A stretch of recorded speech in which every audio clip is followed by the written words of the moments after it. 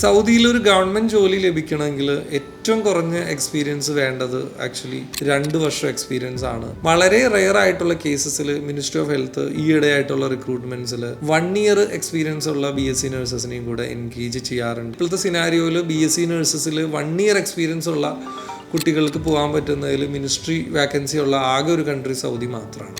അപ്പോൾ സൗദിയിലെ major cities എന്ന് പറയുന്നത് റിയാദ്, ദമാം, ജിദ്ദ.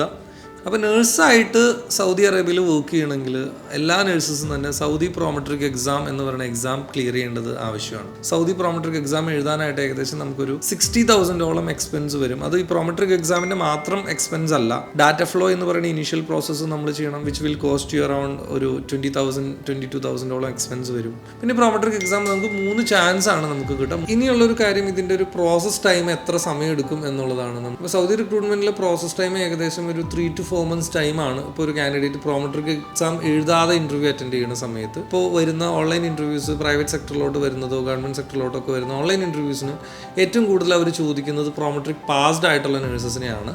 കാര്യം അവർക്ക് ഇമ്മീഡിയറ്റ് ഡിപ്ലോയ്മെൻ്റ് ആണ് ആവശ്യം. അങ്ങനെയുള്ള കേസസിൽ പ്രോമെട്രിക് പാസ്ഡ് ആയിട്ടുള്ള ഒരു നേഴ്സാണ് നിങ്ങളെങ്കിൽ നിങ്ങൾക്കൊരു വിതിൻ 1 month തന്നെ ട്രൈ ചെയ്യാൻ പറ്റും, അല്ലെങ്കിൽ വിതിൻ 1 month തന്നെ ഇവിടുന്ന് ഫ്ലൈ ചെയ്യാൻ പറ്റും.